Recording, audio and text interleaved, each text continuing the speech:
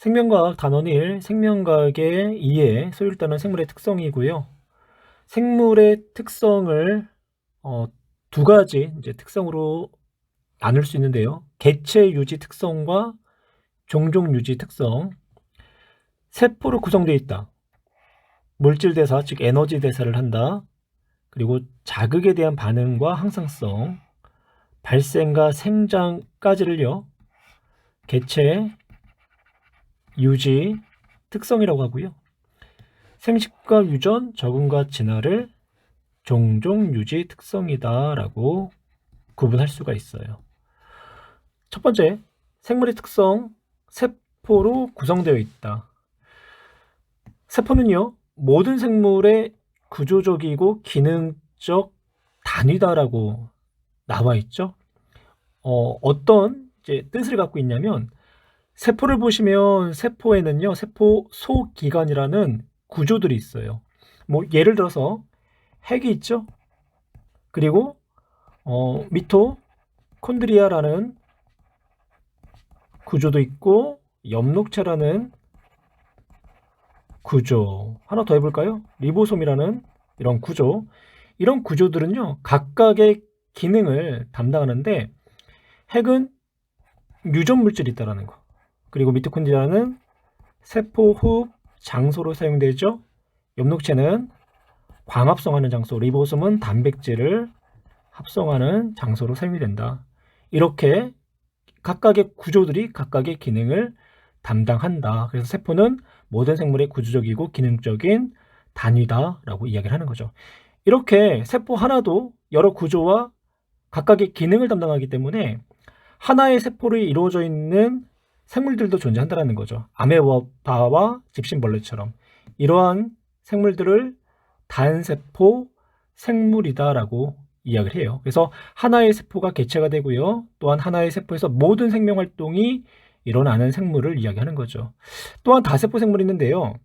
다세포 생물은 여러 개의 세포로 이루어져 있는 개체가 되는 거고, 이 세포들이 유기적인 이제 조직으로 몸을 구성하는 세포다라는 거죠. 세포, 같은 기능의 세포들이 모이면요. 같은 기능의 세포들이 모이면 이 조직이 되고요. 조직이 모여서 이제 기관계가 모여서 기관이 모여서 기관계가 되고, 이런 기관계들이 모여서 이제 하나의 개체를 형성하는 거죠. 다세포 생물의 경우는. 그래서 우리가 기관계들을 또 이제 그 다음 단에서 자세히 살펴볼 텐데요. 뭐 대표적으로 물질 대사하면 뭐 우리가 딱 기억나는 또 기관이 있죠. 소화기관, 뭐 그 밖에 호흡기관, 배설기관, 면역기관, 이런 기관계로 이제 구성이 되어 있다. 다세포 생물들은. 그러면 이제 다세포 생물들과 이제 단세포 생물들의 이제 차이를 한번 살펴볼 텐데요. 아래 이제 그림을 보시면 아메바와 코끼리. 그러니까 아메바는 단세포 생물이 되는 거고 코끼리는 다세포 생물들이 되죠. 얘네들의 특징을 보면 두 번째 문제 볼까요? 단세포 생물은 세포 분열, 즉 분열 자체가 뭐가 된다? 자손을 번식시키는 생식 과정이 된다. 그 다음 코끼리는요, 생식을 담당하는 세포가 따로 존재를 한다라는 이러한 차이점을 가지고 있어요. 그 다음 물질 대사를 한번 살펴볼까요? 물질 대사는요, 생물이 이제 외부에서 받아들이는 물질, 그리고 또 다른 물질로 이제 합성을 하거나 분해하는 과정. 그러니까 이와 같은 이제 생명 활동이 일어나는 모든 화학 반응을 물질 대사라고 표현해요. 그러니까 좀 더 간단히 이야기하면 살아있는 생명체 내에서 일어나는 모든 화학 반응을 물질 대사다라고 이야기를 하는 거죠. 그래서 생물은 물질 대사를 통해서요, 몸에 필요한 물질과 또한 생명 활동에 필요한 에너지를 얻을 수가 있어요. 그래서 물질 대사에서는 그러니까 생체 촉매라는 효소가 관여를 해야 되고요. 한번 다시 내용을 보면서 정리를 할게요. 그래서 물질 대사, 생명체 내에서 일어나는 모든 화학 반응을 물질 대사라고 하고, 물질 대사를 통해 몸에 필요한 물질과 에너지를 얻어 생명을 유지를 한다.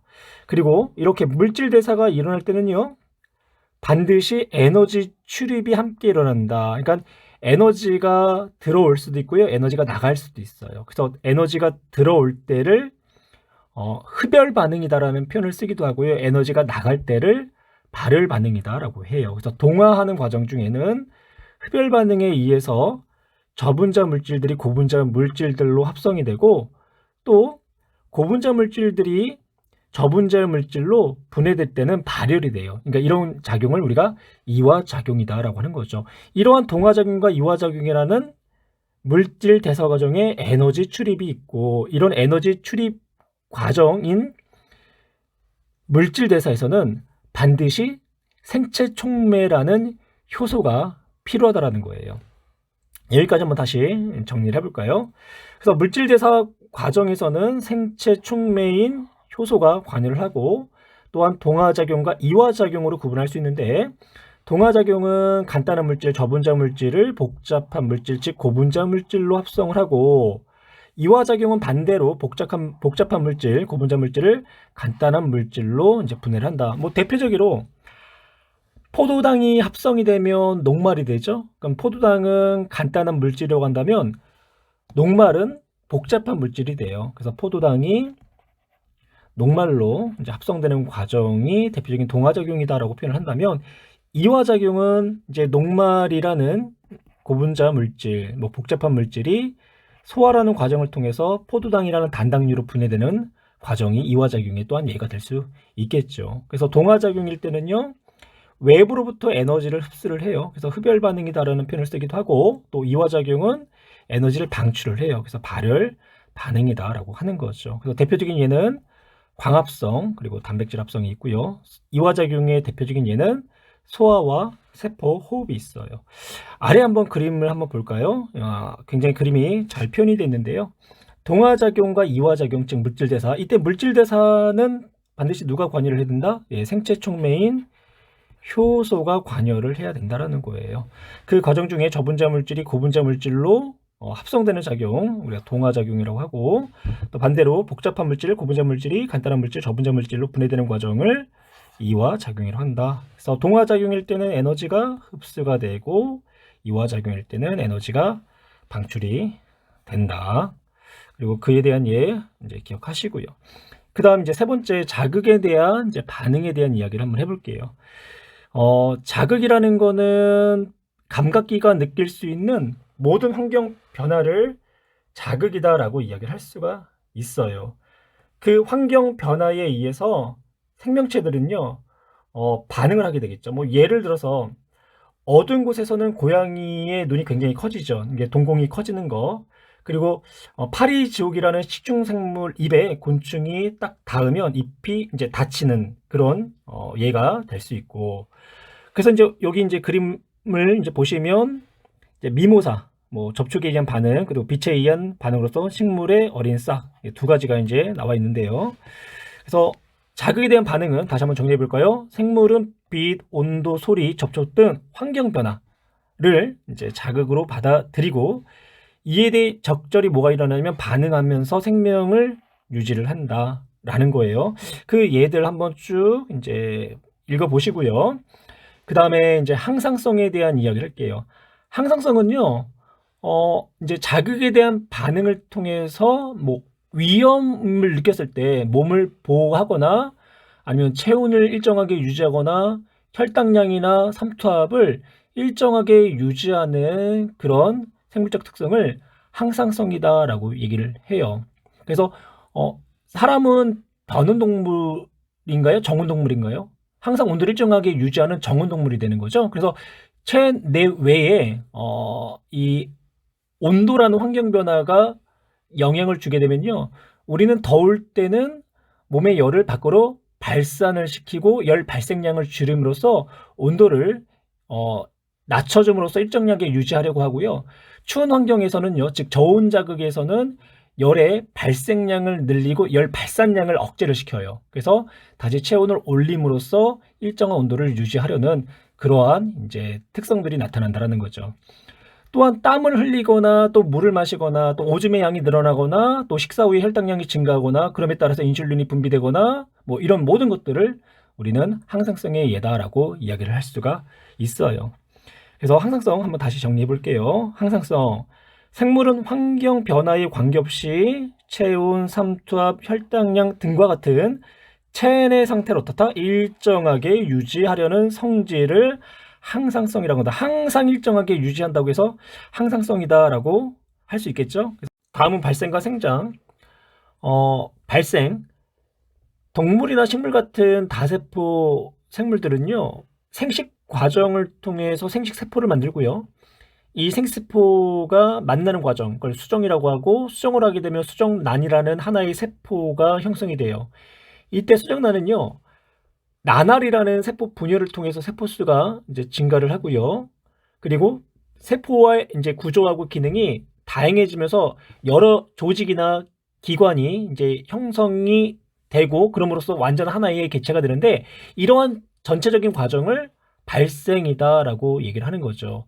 발생 과정을 거쳐서요, 하나의 어린 개체가 또 세포 분열을 통해서 세포의 개수를 늘려서 몸집을 키우겠죠. 그러니까 몸의 크기가 커지고 또 무게도 증가하고 하나의 어린 개체에서 성체 개체로 자라게 되는데, 이런 이제 과정들을 통틀어서 생장이다라고 얘기를 하는 거예요. 그래서 다세포 생물은 발생과 생장을 통해서 구조적이고 이제 기능적인 완전한 하나의 이제 개체가 되는 거죠. 내용을 다시 한번 정리해 볼까요? 발생.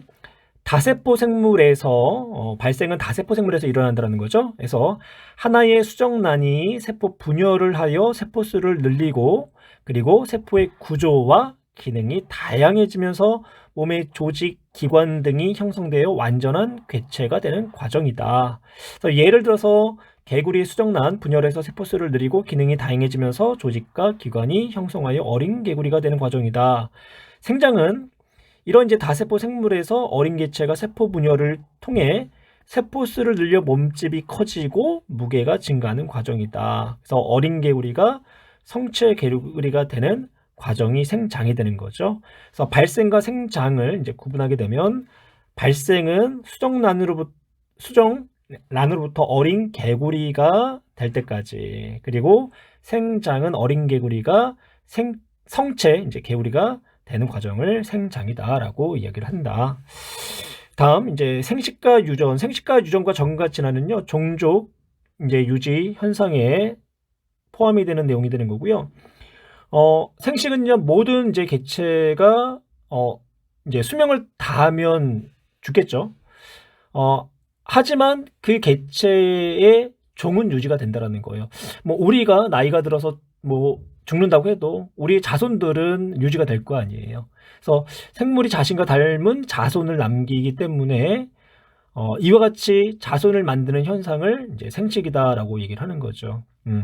앞에도 이제 봤지만 단세포 같은 아메바 같은 경우는요, 생식 세포를 만들지 않고 뭐 세포 분열을 통해서 또 자신과 같은 하나의 이제 개체를 만드는데, 이러한 이제 생식 방법을 무성생식이다라고 하고, 뭐 다세포 생물들 같은 경우는 대부분 이제 암수가 구별돼 있잖아요. 그래서 암수가 만든 생식세포, 뭐 정자나 난자에 의해서 이 수정이 되면 앞에서 배운 이제 발생과 이제 생장이라는 과정을 통해 가지고 하나의 완전한 개체가 되는데, 이럴 때 이러한 이제 생식 방법을 우리는 유성생식이다라고 이야기를 하는 거고, 또 유전은요, 생식으로 이제 만들어진 자손은 부모를 닮게 돼요. 근데 이는 이제 생식 과정에서 아빠나 엄마의 유전자가 그러니까 자손에게 전달되기 때문에 이제 자손은 부모를 닮게 되는 거죠. 그래서 이와 같이 부모의 형질이 자손에게 전해지는 과정을 우리가 유전이다라고 해요. 그래서 생물은 생식과 유전을 통해서 종족을 이제 유지하게 되는 거죠. 여기까지 한번 내용 정리할게요. 생물이 종족을 유지하기 위해 자신과 닮은 자손을 만드는 현상이다. 그래서 단세포 생물 같은 아메바, 여기는 집신벌레의 예가 나는데, 이제 분열법을 통해 가지고, 그러니까 세포가 분열을 통해서 하나의 이제 개체가 형성이 되는 거고, 이러한 이제 생식 방법을 무성생식. 또 히드라는요, 출합법으로 이제 개체 수를 늘려요. 반면에 다세포 생물인 이제 사람, 곰, 치타 등은 이제 정자와 난자 같은 생식 세포의 수정으로 이제 자손을 만들게 되고, 이걸 우리가 유성생식이다라고 하는 거고요. 유전은 부모의 형질이 자손에게 전해지는 현상이에요. 그래서 콩 심으는데 콩 나고 팥 심으면 팥 난다라는 뭐 그런 속담도 있는 거죠. 예. 이제 마지막으로 이제 적응과 진화. 적응은요, 이제 생물들이 살아가는 환경 있잖아요. 그리고 서식 환경에 알맞게 뭐 몸의 형태나 기능, 그리고 생활 습성 등이 변하는 현상을 적응이라고 하고요. 진화는 이런 이제 생물들이 여러 세대를 이제 거치면서 각기 이제 다른 환경에 적응하는 동안 이 유전자가 다양하게 이제 변화가 되면서 형질이 변하고 그에 따라서 새로운 종으로 분화되는 그런 현상을 진화다라고 하는 거죠. 그래서 뭐 진화의 결과가 오늘날 다양한 생물들이 나타나게 되었다라고 보고 있어요. 그러면 다시 한번 내용 정리할게요. 적응, 생물이 환경에 적합하도록 몸의 형태와 기능, 생활 습성 등이 변하는 현상. 진화는 생물이 오랜 시간 걸쳐서 환경 변화에 적응하면서 집단의 유전적 구성이 변하여 새로운 종이 나타내는 현상이다. 그래서 오늘날은요, 진화의 결과 지구에는 다양한 생물종이 나타나게 되었다라고 보는 거죠. 적응과 진화에 의해 몇 가지가 나와 있죠. 가랑잎벌레, 그리고 선인장, 큰 땅 핀치, 그리고 딱따구리 핀치. 그래서 가랑잎벌레부터 딱따구리 핀치까지 한번 비교해서 한번 읽어보시고요. 다음에는 이제 생물과 비생물의 차이점에 대한 지금 이야기가 나와 있는데요. 이건 바로 볼게요. 강아지 생물이고요. 강아지 로봇은 비생물이 되는 거죠. 강아지 먹이를 먹어 필요한 에너지를 얻어 움직인다. 물체의 움직임을 감지하고 소리를 들으면 짖는다. 강아지 로봇. 전지를 충전하면 움직인다. 장애물을 피하고 꼬리를 흔들면 짖는 것과 비슷한 소리를 낸다. 뭐 강아지와 강아지 로봇, 뭐 어떻게 보면 큰 차이가 없어 보이죠? 예. 그러면서도 그 안에 차이점이 있다라는 거예요. 그래서 그 공통점과 차이점을 보면 우선 이제 구조적인 면부터 볼까요? 구조적인 면, 강아지는 생명체이기 때문에 세포로 구성되어 있다라는 거고, 그리고 강아지 로봇은 여러 가지 부품으로 구성되어 있다. 기능적인 면, 강아지는 생명체 내에서 화학 반응인 물질 대사를 통해서 에너지를 얻는다. 하지만 강아지는요, 외부의 전지를 통해서 에너지를 얻는 거죠. 기능적인 면, 몸이 커지고 무게가 증가하는 생장이라는 과정을 거치고요. 하지만 강아지 로봇은 처음에 제작한 그 형태의 크기를 계속 유지하는 거죠. 그래서 생장하지 않는다. 강아지는 생식 과정을 통해 가지고요, 자신과 닮은 자손을 만들지만 강아지 로봇은 자손을 만들 수가 없다라는 거. 그래서 강아지는 생물이지만 강아지 로봇은 비생물이다.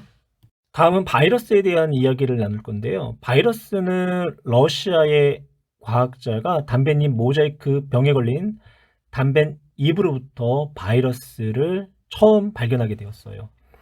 이제 바이러스의 발견 보실까요?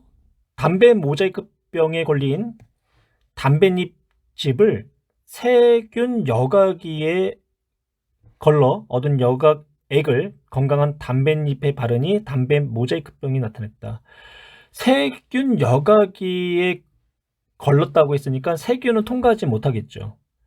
그런데 이 여과기에 걸러 얻은 여과액을 건강한 담배잎에 발랐더니 담배 모자이크병이 걸렸다는 것은 이 담배 모자이크병을 일으키는 병원체는 세균보다 크기 어떻다? 작다라는 거예요. 1890년대만 해도요, 가장 작은 생명체는 세균이다라고 생각을 했었어요. 근데 세균보다 더 크기가 작은 뭔가가 담배잎 모자이크병을 일으켰다라는 거죠. 그래서 이 여과액에서요, 핵산과 단백질로 구성된 이제 병원체의 결정을 얻었고요. 그래서 이제 이 병원체는 핵산과 단백질로 구성되어 있고, 근데요, 숙주세포 밖에서는 결정 형태로 존재한다라는 거. 그냥 단백질 덩어리 뭐 이렇게 생각하면 될까요? 그러니까 하나의 살아있는 생명체가 아니라 뭐 단백질 결정으로 이루어져 있는 하나의 조각 뭐 이렇게 이제 존재를 한다라는 거죠. 네, 추출한 병원체를 이제 인공 배지에 넣었을 때는 증식하지 않았지만 이제 인공 상태에서는 증식하지 않았어요. 근데 건강한 단백잎 세포, 건강한 단백잎 세포라는 건 살아있는 생명체라는 거죠.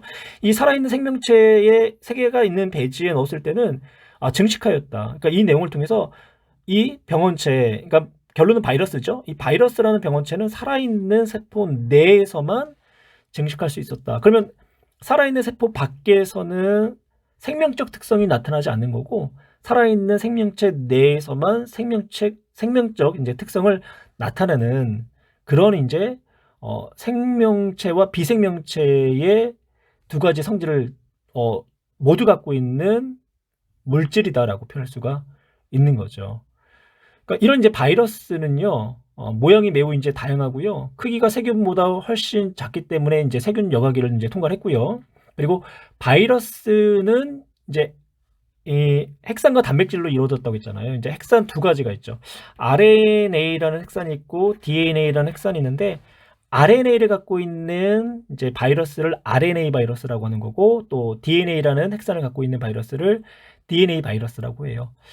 RNA와 DNA 차이점을 보면 RNA는 단일 가닥으로 되어 있고 DNA는 이중 나선 구조로 이루어져 있어요. 그래서 핵산을 이제 구성하고 있는 유전 정보, 즉 염기들이 DNA 같은 경우는 안쪽에 놓여 있기 때문에 좀 보호를 받는 역할을 하는데, RNA는 보호를 받기가 조금 어려운 구조예요. 그래서 외부 환경으로부터 염기에 이상이 생겨가지고 돌연변이가 잘 일어나는 거죠. 그래서 코로나 바이러스 같은 경우는 변종들이 굉장히 많았죠. 그 변종들이 굉장히 많았다라는 거는 RNA로 이루어져 있는 바이러스다라는 이야기로 이제 이해를 하셔도 돼요.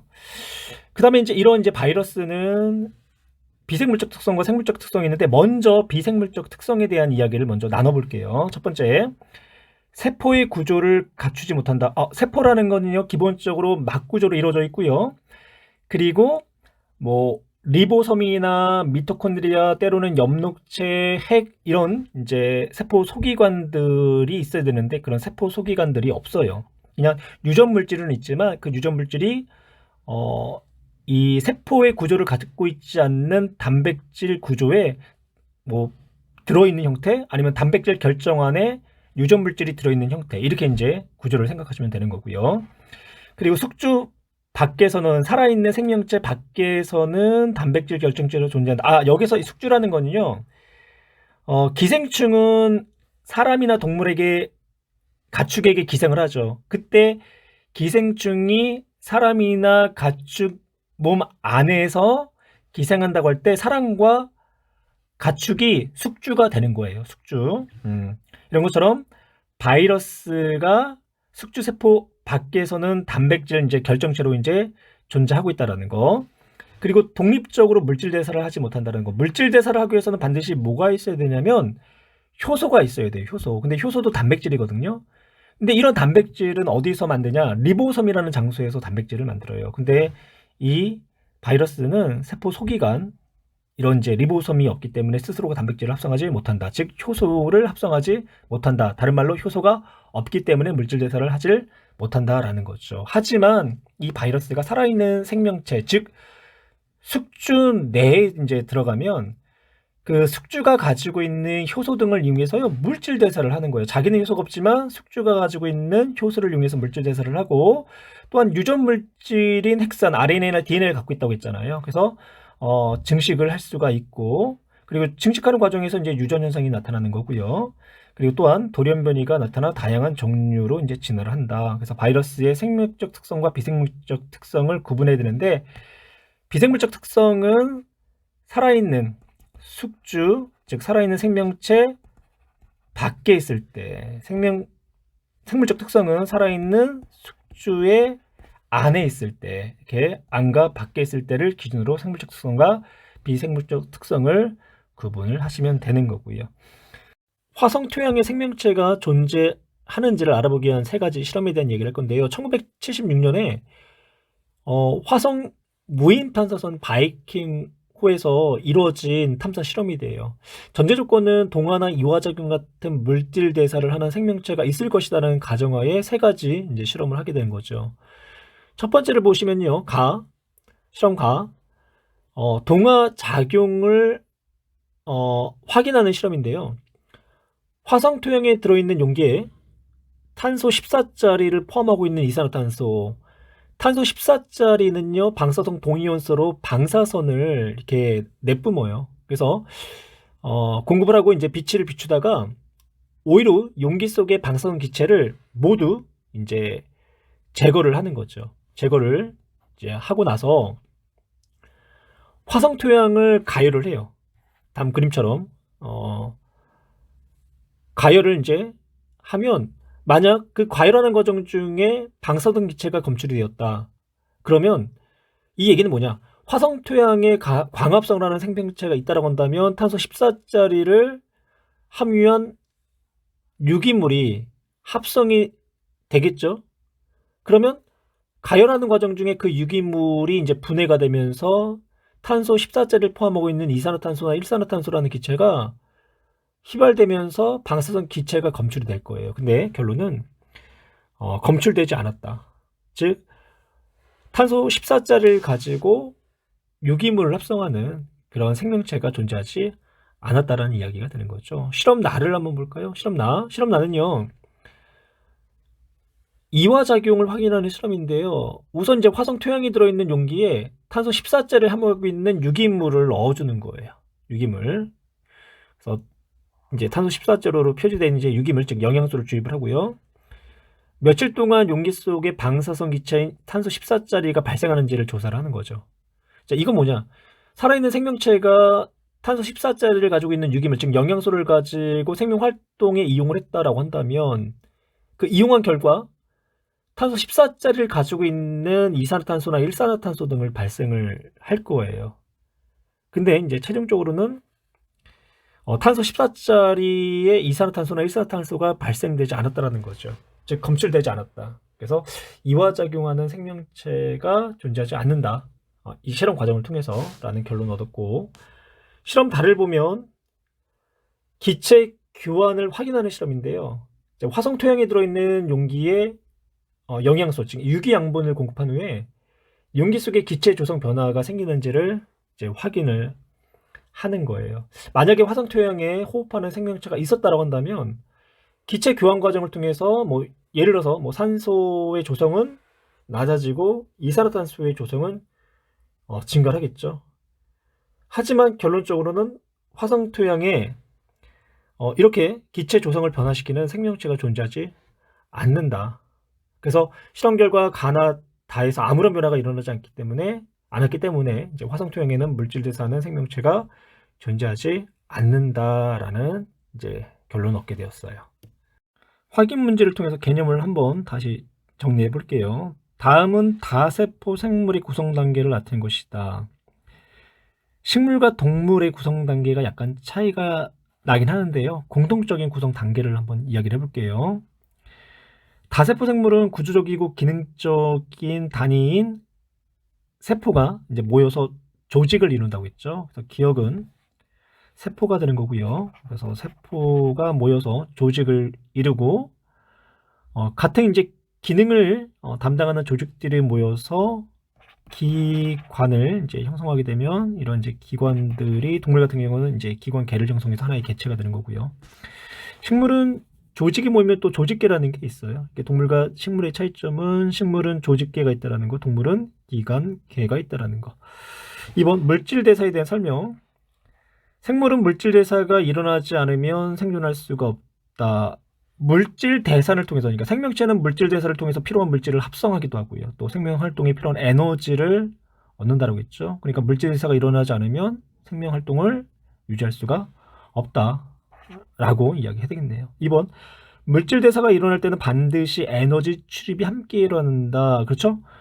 에너지가 흡수되기도 하고 때로는 에너지가 방출되기도 하고, 그래서 에너지 출입이 이제 수반되기 때문에 우리는 물질 대사를 에너지 대사라고도 한다.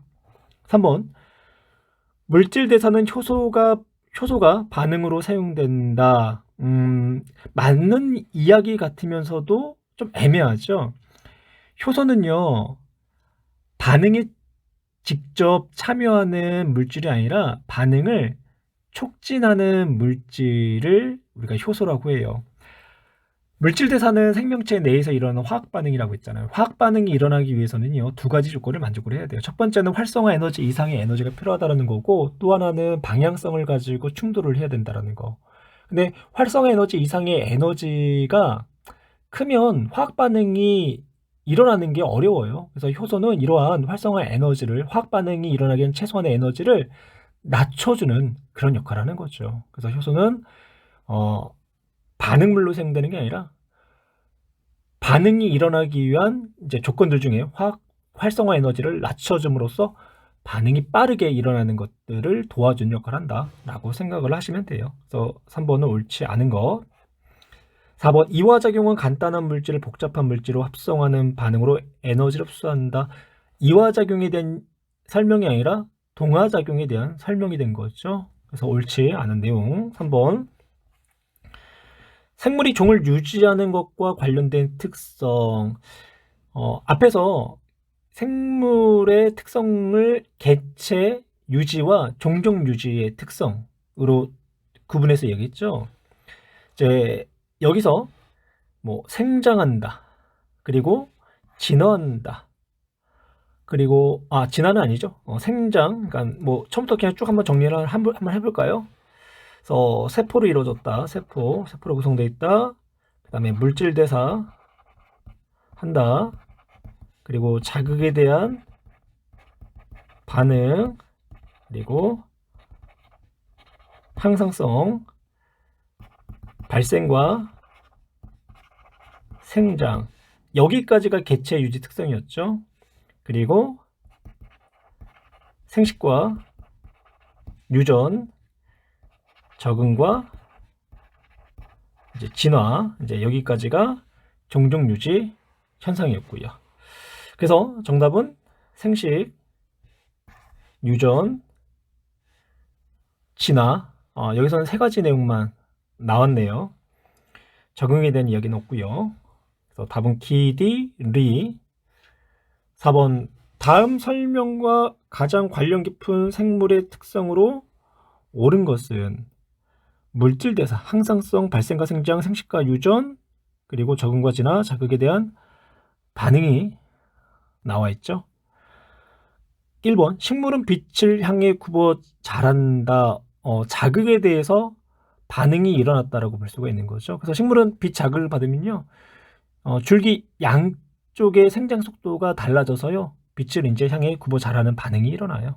그래서 1번은 비읍, 자극에 대한 반응. 물을 많이 마시면 오줌이 증가한다. 물을 많이 마시면요, 체내 삼투압이 낮아지게 되거든요. 그래서 체내 이제 삼투압을 높여주기 위해서 많은 오줌을 이제 배설을 하게 되는 거고요. 그래서 2번은 항상성. 3번 식물은 빛 에너지를 이용하여 포도당을 합성한다. 예, 물질 대사 중 동화작용에 대한 이야기죠. 그래서 물질 대사 기억. 가랑잎벌레는 몸의 형태가 주변의 잎과 비슷하다. 주변 환경과 이제 비슷하게 변한다는 얘기죠. 그래서 적응과 이제 진화에 대한 이야기, 미음인가요? 5번 정록생명인 엄마로부터 정록생명인 아들이 태어났다. 엄마의 생명 유전자가 아들에게 그대로 전달된 거죠. 그래서 형질이 유전된 거. 그러려면 유전, 리을 생식과 유전. 6번 개구리는 알 올챙이 어린 개구리를 거쳐 성체 개구리가 된다. 어린 개구리가 되는 것까지가 발생, 그리고 성체 개구리가 되는 거를 생장이라고 하죠. 그래서 발생과 생장 디귿. 5번 그림은 박테리오파지의 구조를 나타내는데요. A와 B의 이름을 쓰시오. 박테리오파지, 이 B 이제 겉부분을 얘기하는 거죠. 그래서 B는요 단백질 껍질이 돼요. 단백질 껍질. 그래서 B는 단백질로 이루어져 있는 이제 껍질이 되는 거고, A는 유전 물질인 핵산. 그래서 A는 핵산이다. 6번 바이러스에 대한 설명으로 옳지 않은 거. 바이러스 세균 여과기를 통과할 정도로 세균보다 크기가 작았다고 했죠. 그래서 1번은 옳지 않은 내용. 세포의 구조를 갖추고 있다. 세포의 구조, 뭐 세포막으로 쌓여 있지도 않고요. 또 리보솜 같은 세포 이제 이런 소기관들이 없어요. 그래서 세포의 구조를 갖추지 못했다. 단백질 결정체다라고 표현할 수 있고 그 안에 유전 물질은 핵산이 들어있다. 숙주 세포에서만 증식할 수 있다. 그렇죠. 바이러스는 살아있는 숙주 세포 내에서만 그 효소, 그러니까 살아있는 숙주의 효소 등을 이용해서 물질 대사를 하고 그 과정 중에 증식을 할 수 있다라고 얘기를 했어요. 그래서 숙주 세포 내에서만 증식할 수 있다. 옳은 내용. 다음 문제도 살펴볼까요? 다음은 여러 가지 생명 현상이다. 미모사는 잎에 물체가 닿으면 잎을 접는다. 이건 자극에 대한 반응, 그러니까 자극에 대한 반응, 그러니까 자극과 반응이 되는 거고. 식물은 빛 에너지를 흡수하여 포도당을 합성한다. 물질 대사. 좀 더 구체적으로 얘기하면 물질 대사 중 동화작용. 선인장 가시는 잎이 변한 것이다. 이건 오랜 시간 동안 환경 변화에 의해 적응한 거죠. 그러니까 적응과 진화. 그래서 1번 가나 다에 대한 생물의 특성을 각각 썼고요. 2번 선인장 가시는 잎이 변한 것이다. 적응과 진화에 해당하는 생물의 특성과 가장 관련이 깊은 것은 1번 박쥐는 빛을 비추면 어두운 곳으로 이동한다. 자극에 대한 반응을 이야기를 하는 거죠.